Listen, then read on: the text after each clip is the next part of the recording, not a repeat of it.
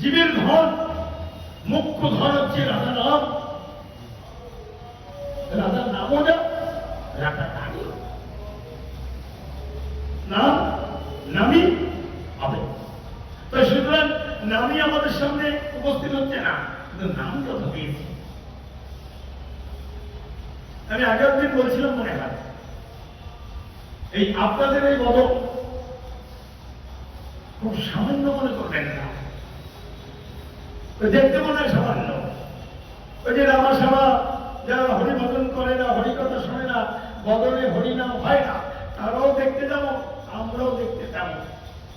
তাদেরও দুটো হাত, আমাদেরও দুটো হাত, একই রকম দেখতে। বলছেন না, দেখতে একই রকম হয়ে যাবে, অনেকটা ভেদ রয়েছে।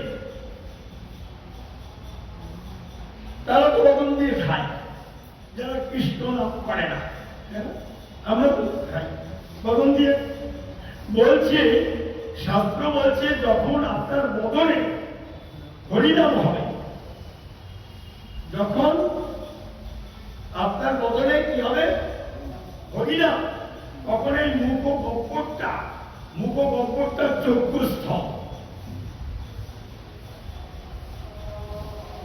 কেন?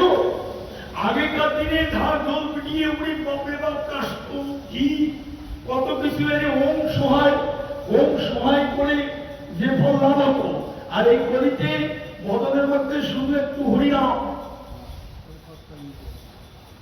সে সমস্ত যজ্ঞের ফলকে অতিক্রম করে যাবে।